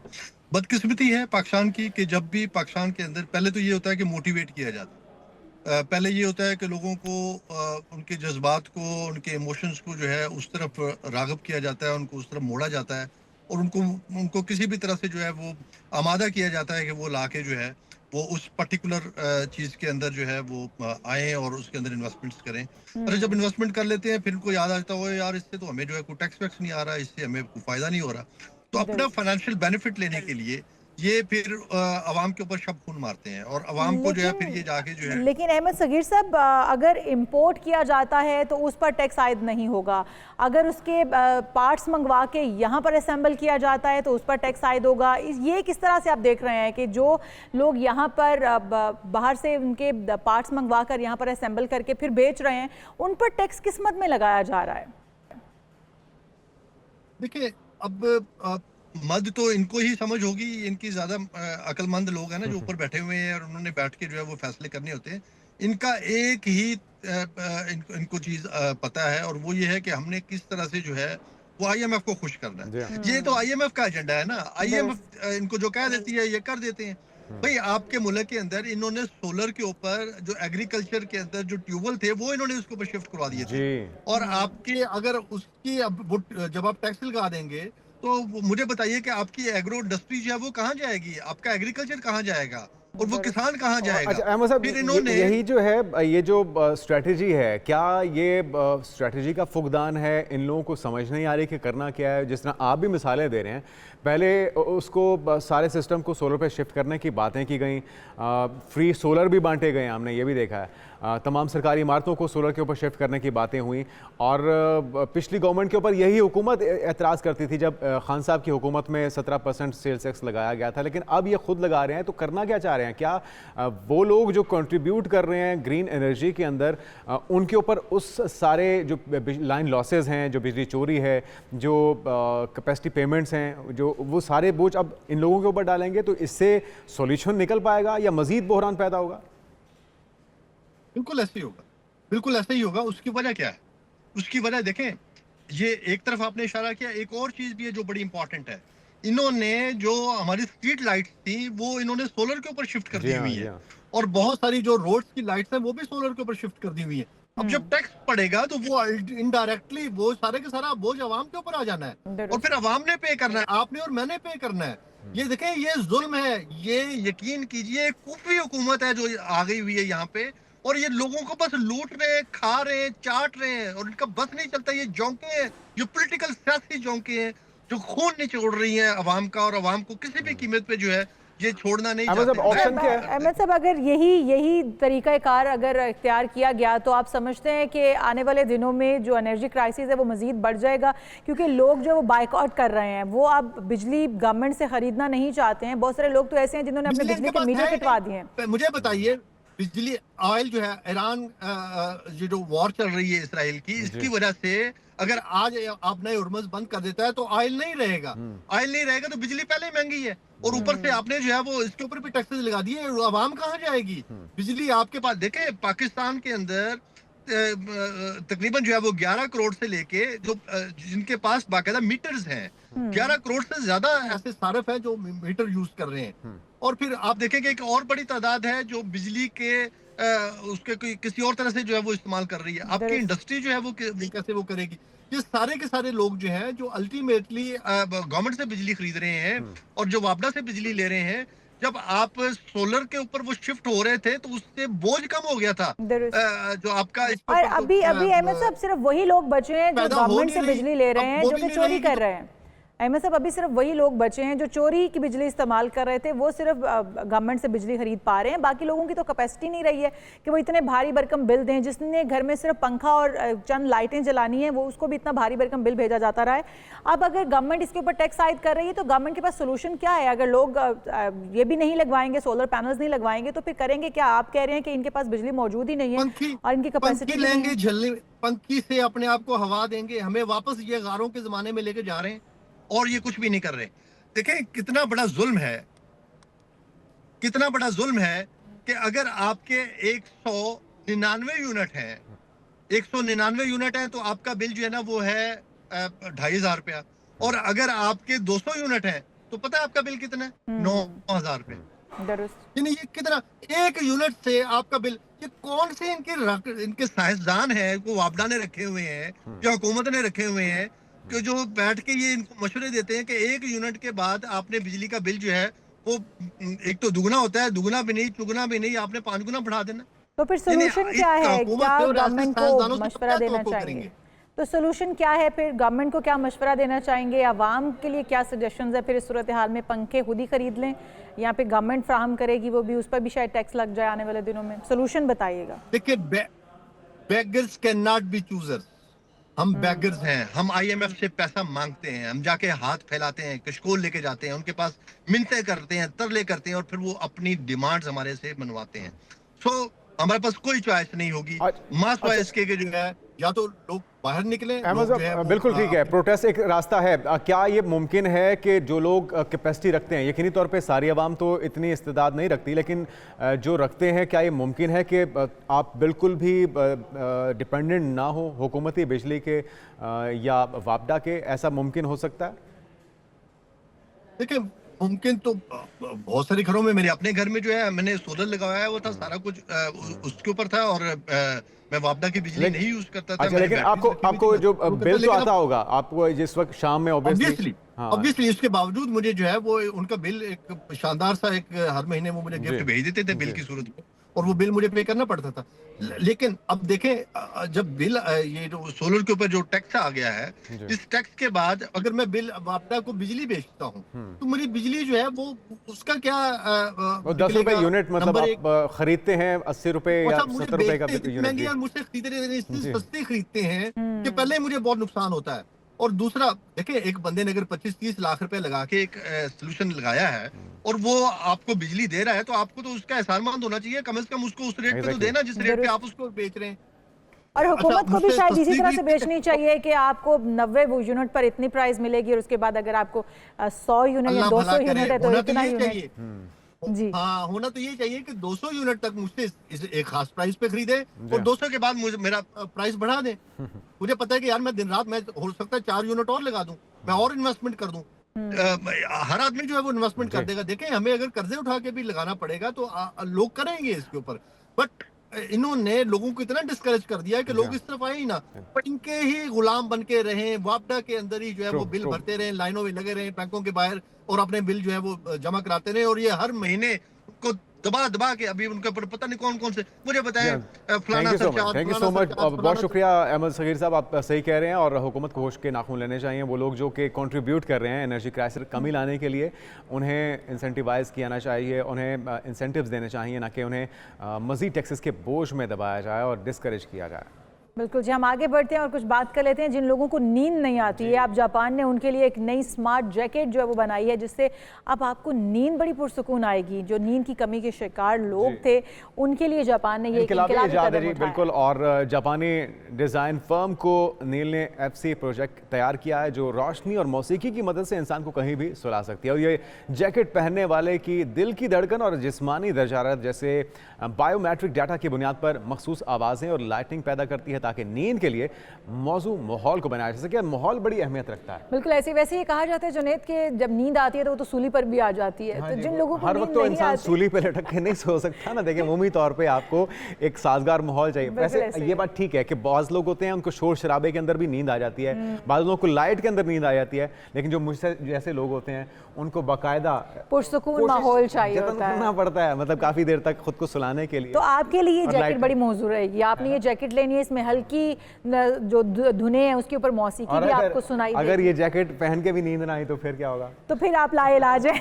क्योंकि ऐसे लोग लाइलाज हो जाते हैं। नहीं, देखिए ना, इसके ऊपर काम तो होना चाहिए। टेक्नोलॉजी ऐसी कैसे बात कर दी आपने? उस पे काम होना चाहिए ना, साइंसदानों को एफर्ट करनी चाहिए हर तरह के लोगों के लिए बात करनी चाहिए, ताकि ये जैकेट जो है इसको मजीद मौजू बनाया जा सके उन लोगों के लिए भी जिनको ये जैकेट पहनने के बावजूद भी नींद नहीं आती है। बाद लोगों को ऐसे भी होता है ना कि म्यूजिक सुनने की आदत होती है। वैसे ये तो अच्छी आदत बिल्कुल भी नहीं है, लेकिन ऐसे लोग भी होते हैं जो म्यूजिक सुनते सुनते सो जाते हैं। बहरहाल ये जैकेट जो है की बजाय अगर आप अपने रूम का एम्बियंस अच्छा रखें, अगर आप उसको इतना पुरसुकून रखते हैं, पाकिस्तान के अंदर तो और भी बड़े मसाइल है ना, यहाँ पे तो लाइट भी चली जाती है। अब इतनी गर्मी में लाइट चली जाती है तो फिर ये जैकेट भी काम नहीं करेगी। इसके अंदर कौन सा AC लगा हुआ है?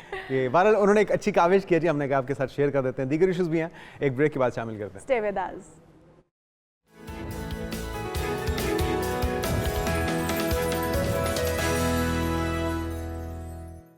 नाज़रीन, वेलकम बैक। और अभी आपके साथ एक वाक़या शेयर करते हैं, और इस वाक़े के साथ हमारे रवैयों की भी अक्कासी होती है, हमारे बिहेवियर, ख़ासतौर पे जो स्टार्स होते हैं जिनके मद्दाह उन्हें देखने के लिए आते हैं, उन्हें सुनने के लिए आते हैं। इसी तरह एक नाखुशगवार वाक़या उस वक्त पेश आया जब तलहा अंजुम, जो एक मौसीकार हैं, उन्होंने मद्दाहों को, अपने मद्दाह को किसी वजह से जिस पे उनकी नाराज़गी हो गई, बालों से पकड़ा है, खींच के स्टेज पर घसीट कर रहा है, और ये वीडियो फिर वायरल हो गई। अच्छा जी, और ये पाकिस्तानी रैपर है तलहा अंजुम, जो कि एक हालिया कॉन्सर्ट के अंदर अब एक बच्चे ने बॉटल पानी की, उसके बच्चा तो नहीं, नौजवान लड़का है, मद्दाह जो है वो करते रहते हैं इस तरह के मजाक भी और इस तरह की शरारतें भी, लेकिन जहां पर सब्र तहम्मुल का मुजाहिरा करना चाहिए था, वहीं पर तलहा अंजुम ने उस लड़के को बालों से पकड़कर स्टेज पर घसीटा है, खींचा है, और दोनों तरफ से वैसे गालिब गलौज भी हुई है। मुजाहरा होना चाहिए। जो मद्दाह हैं, जो फैंस हैं, उनको भी ख्याल रखना चाहिए कि जो जिनको आप पसंद करते हैं वो भी इंसान हैं, उनके साथ आप थोड़ा सा एक तरीके से बिहेव कीजिए, कोई ऐसी चीज़ ना फेंकिए जिससे वो हर्ट हो। या हमने एक वाक़या देखा था, इस तरह का वाक़या अगर हुआ भी है, आपने बॉटल फेंक दी है या कोई चीज़ ऐसी फेंकी है, तो उसका जवाब आप नाराज़गी से दे सकते हैं अपने मद्दाहों को, लेकिन उनको घसीटना और फिर माँ बहन के लिए इस तरह के अल्फाज इस्तेमाल करना, गालम गलोच करना, नाजेबा अल्फाज का इस्तेमाल करना, ये कोई अच्छी हरकत नहीं है, और हम इसकी बिल्कुल मजम्मत करते हैं। इस तरह का रवैया जो है ये नाकाबिले बर्दाश्त है, और इस तरह का रवैया किसी की तरफ से भी, वो कोई स्टार है या फिर कोई आम पब्लिक है, उनकी तरफ से इस तरह का रवैया इस्तेमाल नहीं किया जाना। और वैसे भी आपके जो फैंस हैं वो आपको फॉलो करते हैं, और अपने गुस्से पे कंट्रोल करना ही आपको बड़ा बनाता है, ना कि उसका इस तरह से इस बुरे अंदाज में इज़हार करना। गोलियां चल जाती हैं, मद्दाह बिफर सकते हैं, और आपको भी इसकी कॉन्सिक्वेंसेस बर्दाश्त करने पड़ सकते हैं, तो लिहाजा अपने अंदर जो है तहम्मुल मिजाजी पैदा कीजिए। और ऐसे ही एक वाक़या है, इस तरह के वाक़यात जो इनमें होते रहते हैं। जस्टिन बीबर के साथ भी पेश आया, और जस्टिन बीबर ने ज़हनी मसाइल का एतराफ़ तो किया है, वो ड्रग एडिक्ट भी हैं, उनके ट्रीटमेंट भी चल रहा है। कैनेडियन गुलकार जस्टिन बीबर हालिया दिनों में अपनी वायरल वीडियो और सख्त रवैये की वजह से काफ़ी ज़ेर बहस रहे हैं। बिल्कुल, वो अब काफ़ी ट्रोल हो रहे हैं, क्योंकि उन्होंने जब उनके मद्दाह उनकी तस्वीरें बना रहे थे तो उस वक्त उन पर गुस्से का इजहार किया और फिर अपने रवैये का एतराफ़ भी कर लिया। चंद रोज़ कबल जो है ये वाक़या पेश आया था, जब वो एक कैलिफोर्निया में पापराज़ी के साथ एक झगड़े की वजह से खबरों का हिस्सा बने, जहाँ उन्हें चीखते हुए देखा गया, ऊँची आवाज़ चिल्लाते हुए देखा गया। और फिर उसके बाद उन्होंने इस बात का एतराफ़ भी कर लिया कि वो डिप्रेशन का शिकार थे। वो कुछ अपनी तबीयत की वजह से, उनकी तबीयत नासाज होने की वजह से वो इस तरह का रवैया इख्तियार किए हुए हैं। तो रवैया किसी भी वजह से हो, आपको तहम्मुल मिजाजी का मुजाहरा करना चाहिए, आपको इस तरह से रिएक्ट नहीं करना चाहिए फ़ौरन से पहले। और जो आपके मद्दाह हैं, जो आपको देखने के लिए या सुनने के लिए आते हैं, उनको कम से कम आपको ट्रीट इस तरह से नहीं करना चाहिए। एक तो आपका अपना जो इमेज है वो ख़राब होता है, और फिर आप एक जो मैसेज देते हैं, क्योंकि ये लोग आपको अपना आइडियल समझते हैं, आइडियलाइज करते हैं आप लोगों को, तो फिर जिम्मेदारी का मुजाहरा नहीं जाता। आगे बढ़ते हैं और कुछ बात कर लेते हैं ऑटिस्टिक बच्चों की। आज दुनिया भर में ऑटिस्टिक प्राइड डे नाज़रीन मनाया जा रहा है। अगर आपका इंसानों के मुकाबले में अलग तरह से बर्ताव कर रहा है, या इसकी बातचीत का तरीका, मिलने जुलने का तरीका, या नई चीज़ें सीखने का तरीका लोगों से मुख्तलिफ है, तो फिर आपको उसके ऊपर तवज्जो देनी होगी। ऑटिज्म का शिकार है आपका बच्चा, और फिर आपको भरपूर तवज्जो देने की ज़रूरत है आपके बच्चे पर। और ये इसकी वजूहात क्या होती हैं, किस तरह से ओवरकम किया जा सकता है, और क्या नॉर्मल बच्चा भी ऑटिस्टिक बच्चा बन सकता है, उसके पीछे क्या वजूहात हैं, इन सब पर बात करने के लिए हमारे साथ मौजूद हैं सहरिश रफ़ीक, माहिर नफ्सियात हैं। वेलकम टू शो कहेंगे सहरिश आपको। सहरिश, हमारे बच्चे जो होते हैं हमारे दिलों के सबसे ज़्यादा करीब होते हैं। वालिदैन के लिए अगर बच्चों में कोई ऐसा प्रॉब्लम आ जाता है, या बच्चे किसी मुश्किल से गुजर रहे होते हैं, तो वालिदैन की पूरी ज़िंदगी जो है वो तकलीफ़ में आ जाती है। हम बच्चों की जो ऑटिस्टिक बच्चे हैं उनके लिए आज आलमी दिन भी मनाया जा रहा है। उनके ऊपर बात करते हुए अगर हम आ जाएं कि ये पैदाइशी तौर पर ऑटिस्टिक होते हैं, या फिर इनके बाद ये ऑटिज़म का शिकार हो जाते हैं, पैदा होने के बाद मुहर्रिकात, वजूहात क्या क्या हो सकती हैं? बेसिकली इसमें डिफरेंट कॉजेज़ आते हैं, जैसे कि पैदाइशी तौर पे ऑटिस्टिक होना, उसमें सिम्टम्स हमें नज़र आती हैं बट हम इग्नोर कर देते हैं। ठीक है। प्रॉपर डायग्नोस होता है 2.5 ईयर में।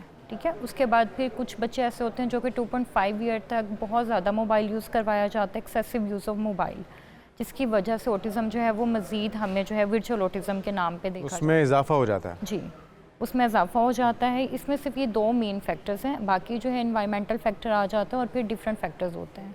तो इसको किस तरह से डील किया जाए, क्योंकि बहुत से पेरेंट्स को तो शायद पता भी ना चलता हो। आप बता रहे हैं 2.5 साल की उम्र में ये वाजे हो जाता है, लेकिन उससे पहले अगर बच्चे अपनी किसी ख़ास आदत की वजह से वालिदैन की नज़र में नहीं आए, या उनको पता नहीं चल रहा कि ऑटिस्टिक बच्चा है हमारा, या उसको ये मर्ज़ लाहक हो गया है, तो फिर किस तरह से पहचान की जाए, और फिर ट्रीटमेंट क्या होना चाहिए? अगर मोबाइल टैब्स ना दें तो क्या बर्ताव, क्या तरीका, क्या एक्टिविटीज़ रखें उनके साथ? बेसिकली इसकी जो अर्ली साइंस होते हैं, यानी आपको अगर 2.5 में जाके भी सिम्टम्स नज़र आ रही हैं, तो उसमें सबसे पहली सिम्टम होती है आई कांटेक्ट ना देना बच्चे। ओके, अच्छा, ठीक है। उसके अलावा फोकस उनका डिस्टर्ब होता है। एग्जैक्टली।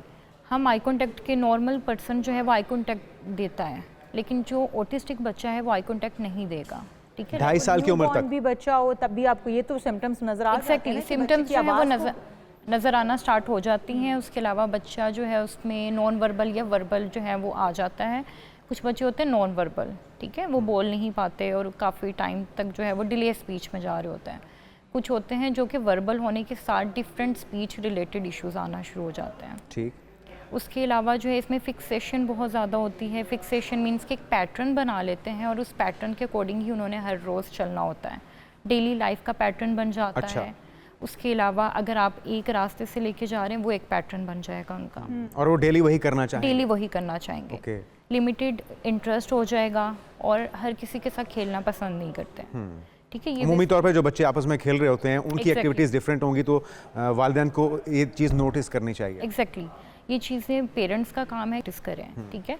अब इसमें ये है कि अर्ली साइंस की अगर बात करें, जो कि 2.5 से कम बच्चे होते हैं, उसमें ये होता है कि हम बिल्कुल जब बच्चा छोटा होता है, ठीक है, तो उसमें हम ये करते हैं कि बच्चे के साथ जब हम वैसे ही प्ले कर रहे होते हैं, ठीक है, अब प्ले में ये होता है कि बच्चा नाम पे रिस्पॉन्स नहीं दे रहा। ठीक है, हम नाम बुला रहे हैं, बार-बार नाम दिया जा रहा है, हम बार-बार बुलाएंगे वो रिस्पॉन्स नहीं देगा। पहला साइन ही वो है ऑटिस्टिक का। दूसरा, आई कांटेक्ट नहीं देगा, यानी अगर आप बुला रहे हैं वो इधर उधर देख रहा है, छोटा बेबी जो होता है। ठीक है। उसके अलावा अगर इसके ट्रीटमेंट प्लान की बात करें तो ट्रीटमेंट प्लान में आता है बिहेवियर थेरेपी आप करवाएं। बच्चे के बिहेवियर्स, क्योंकि उसमें हाइपर एक्टिविटी और डिफरेंट बिहेवियर्स हमें नज़र आते हैं, जिसकी वजह से बच्चा टिक के नहीं बैठता, सोशलाइज नहीं होता, उसमें फिर हम बिहेवियर थेरेपी या ABA थेरेपी का यूज़ करते हैं। उसके अलावा अगर बच्चे में स्पीच रिलेटेड इशू आ रहा है, कुछ ऑटिस्टिक बच्चे होते हैं जिनमें स्पीच का इशू नहीं भी आता, ठीक है, तो उसमें फिर हम स्पीच थेरेपी यूज़ करवाते हैं अगर इशू आ रहा है। और कुछ बच्चे ऐसे होते हैं जो कि किसी भी सेंसरी इशू के साथ नहीं होते, ऑटिस्टिक बच्चे।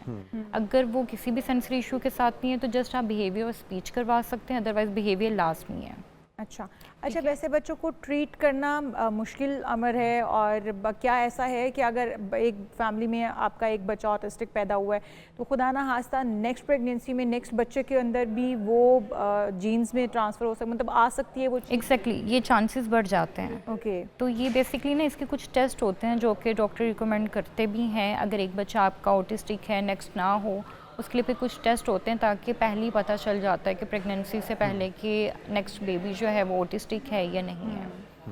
तो फिर कौन से ऐसे टेस्ट हैं जो कपल को करवा लेने चाहिए कि कोई शादी से पहले भी, शादी से पहले, शादी के बाद, प्रेगनेंसी कंसीव करने से पहले जब प्लान कर रहे हैं वो, तो कौन से ऐसे टेस्ट हैं जो उनको करवा लेने चाहिए ताकि ऑटिस्टिक बच्चे जो कि माँ बाप के लिए पूरी ज़िंदगी का एक रोग बन जाता है वो पैदा ना हो सके? बेसिकली ये जो टेस्टिंग की बात है, ये जो प्रेगनेंसी रिलेटेड है, ये आपको ज़्यादा बेहतर जो है वो जनरल फिजिशियंस बता सकते हैं। ओके जो या फिर गायनाकोलॉजिस्ट। ठीक है, क्योंकि एज अ साइकोलॉजिस्ट बिल्कुल ठीक है। अच्छा ये बताइए सारी साहबा कि आपने बताया कि 2 या 2.5 साल के बाद तो फिर आप सारी थेरेपीज़ को इम्प्लीमेंट कर देते हैं, आपको जब पता चल गया कि बच्चा ऑटिस्टिक है, लेकिन उससे पहले थेरेपीज़ भी तो मुश्किल होंगी क्योंकि बच्चा उससे पहले सही तरह से बोल भी नहीं पा रहा होता। और उससे पहले क्या क्या काम हैं जो आप एज ए फिजिशियन भी एक साइकोलॉजिस्ट की हैसियत से भी कर सकती हैं और पेरेंट्स भी कर सकते हैं ताकि उस बच्चे को नॉर्मल किया जा सके? क्या ये पॉसिबल भी होता है? अच्छा, बच्चे को नॉर्मल नहीं किया जा सकता, उसको मैनेज करवाया जा सकता है, उसके सिम्टम्स को बेहतर किया जा सकता है उसकी activity. And the second thing कि हम प्ले थेरेपी के थ्रू जो है बच्चे को काफ़ी चीज़ें सिखा सकते हैं। अच्छा ठीक है, जैसे बच्चा जो है बात नहीं मान रहा तो हम मॉडलिंग कर सकते हैं, मतलब 2 पर्सन जो है फादर मदर मिलके जो है मॉडलिंग के थ्रू जो है वो बच्चे को सिखा सकते हैं, यानी डेमो, जिसको हम डेमो कहते हैं।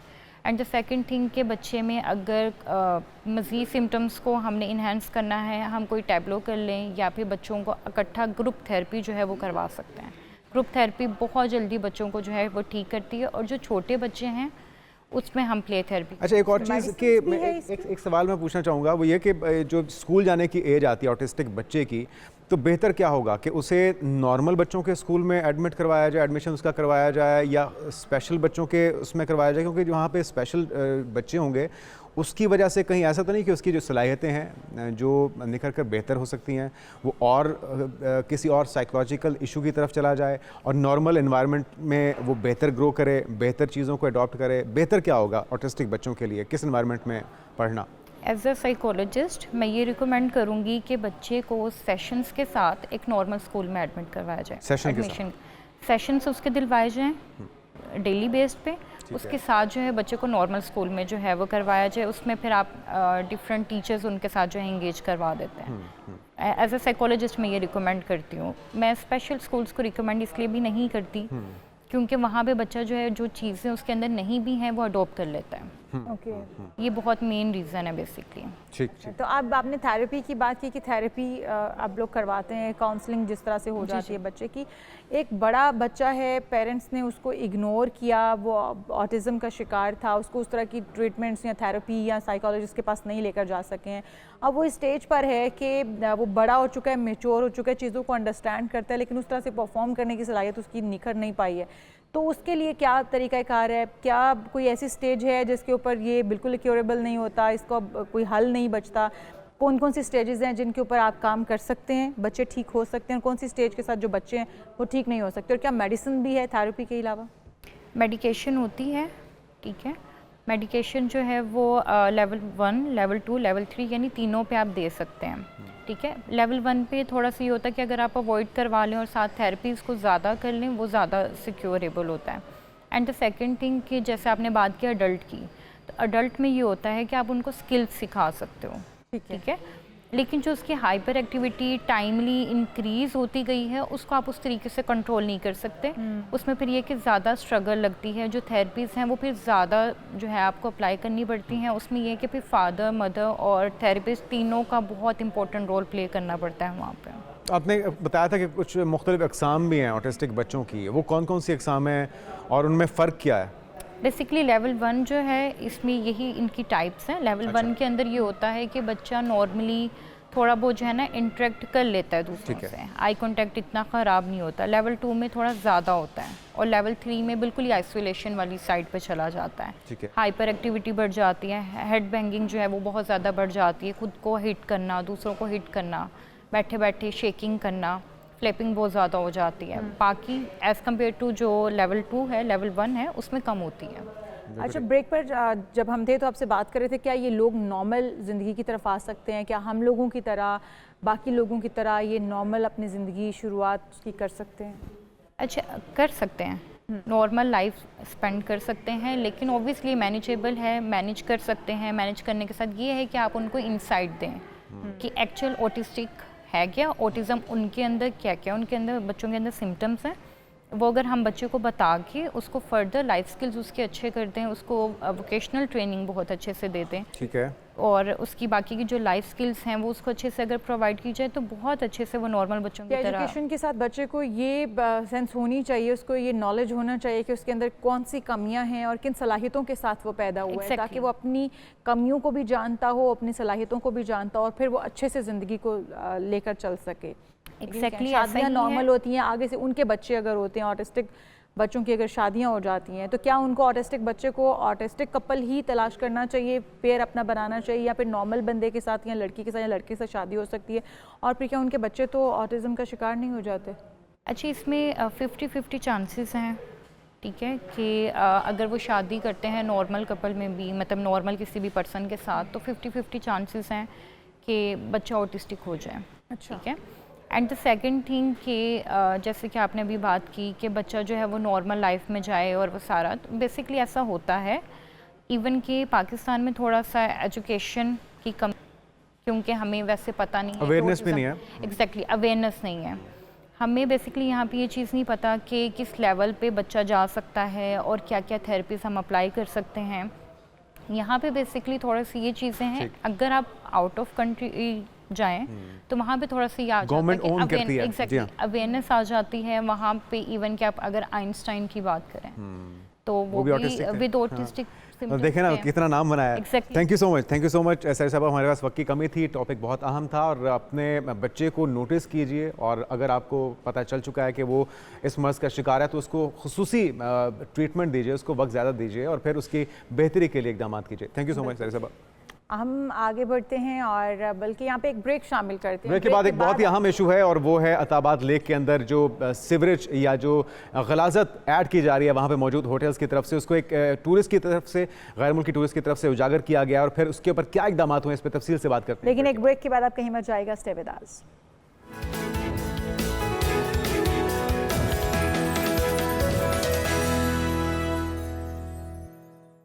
Welcome back. और अभी आपकी तवज्जो दिलाते हैं बहुत ही अहम मौजू की तरफ, और उस तरफ तवज्जो हमारी दिलवाई है गैर मुल्की सयाह ने। वैसे तो ये भी बहुत ही लम्हा फ़िक्री है कि हमारी आंखों के सामने, हमारी नाक के नीचे ये अरसा दराज से हो रहा है, और अताबाद लेक जो कि खूबसूरती की पहचान है गिलगित बल्तिस्तान के अंदर, लाखों सयाह वहाँ पर जाते हैं हर साल, लेकिन वहाँ पर जो होटल्स बने हुए हैं इतनी गैर जिम्मेदारी का मुजाहरा करेंगे, हमें इसकी तवक्को नहीं थी। लोग जो गैर जिम्मेदारी करते हैं, गंद और गलाजत फेंकते हैं, वो तो अपनी जगह, लेकिन होटल की तरफ से मुसलसल सीवरेज का पानी, गंदगी, अताबाद लेक के अंदर डायरेक्टली शामिल की जा रही है कई अरसे से।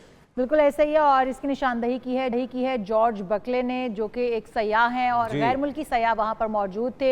एक वीडियो वायरल हुई जिसको देखने के बाद अब हुकूमत ने इसको जो है इसका नोटिस ले लिया है। हुकूमत को फाइनली होश आ गया है इस वीडियो के अंदर के एक गंदा पानी जा रहा है उसके अंदर, और सीवरेज का पानी, और उसके बाद फिर आगे ब्लू वाटर भी नजर आ रहा है, यानी कि एक गंदा पानी और एक साफ पानी का जो फर्क है वो वाज़ेह तौर पर देखा जा सकता है। और जॉर्ज बकले ये भी बता रहे हैं कि जब हवा के झोंके उनकी तरफ आ रहे हैं तो वो गंदी स्मेल जो है, वो बदबू है, वो महसूस कर रहे हैं सीवरेज के गंदे पानी की। और अरसा दराज से आप ये जो जुर्म कर रहे हैं, ये अपने ही एक हुस्न है अताबाद लेक, खूबसूरती में अपनी मिसाल आप है, वहाँ पे और भी बहुत से होटल्स हैं, लेकिन ये होटल को एक्सेस दे देना, ये किसकी मलकियत में है, कितने अरसे से ये लोग कर रहे थे, और इस पे सिर्फ सील नहीं होना चाहिए, जुर्माना होना चाहिए। जुनैद, पाकिस्तानी अगर कोई करता तो हम समझ सकते थे कि कोई प्रोपोगेंडा किया जा रहा है, लेकिन एक गैर मुल्की सयाह की जानिब से, जॉर्ज बकले की जानिब नहीं, वो से तो वीडियो नजर भी सामने आ रहा आई है। है। जी। और उसके बाद जो होटल मैनेजमेंट है उन्होंने अपने पेज पर ये जो है वो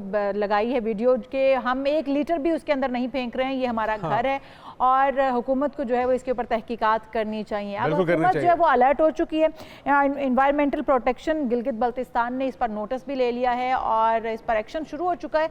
अब देखते हैं कि हकायक जब सामने आते हैं कि ये होटल इंतज़ामिया जो है, जो ये झूठ बोल रहे हैं कि वहाँ पर उनका घर मौजूद है और वो इसके अंदर 1 लीटर के करीब भी मतलब उसमें गंदगियाँ और एक तो वैसे भी अताबाद लेक के इतने करीब इस होटल को इजाज़त मिल जाना, इनको एनओसी किसने जारी किया? अगर एनओसी जारी हो गया तो जो सीवरेज है, जो गलाजत है, उसको डंप करने के लिए क्या कोई मुनज़्ज़म निज़ाम इस होटल की तरफ से बनाया गया? और अगर नहीं बनाया गया तो फिर इतने अरसे से इंतज़ामिया क्या ख्वाब गफलत की नींद सो रही थी कि उन्हें कायम की सयाह की तरफ से जगाना पड़ा? जुनेद, आप मनाजर देख सकते हैं कि बिल्कुल अताल एक झील के ऊपर ये बनाया गया है, अताबाद के ऊपर ही ये होटल तो है। ये खास ट्रीटमेंट इस होटल को क्यों मिला? इतने अरसे तक अगर ये वायलेशन होती रही तो उससे पूछगछ क्यों ना हुई? और जब ये निशानदेही हो चुकी है तो क्या अब इसे सील किया जाएगा? और इसको सफाई के लिए बुनियादी तौर पे इस होटल को ये जुर्माना होना चाहिए, इनकी ये जिम्मेदारी होनी चाहिए कि अब इस पूरी अताबाद लेक को साफ करने का काम भी इन्हीं के जिम्मे हो। बिल्कुल जी, हम यहाँ पर प्रोग्राम खत्म हो चुके हैं, आपसे इजाजत चाहेंगे, कल फिर इंशाल्लाह आपसे मुलाकात होगी, तब तक के लिए अपना ख्याल रखिएगा। अल्लाह हाफिज़।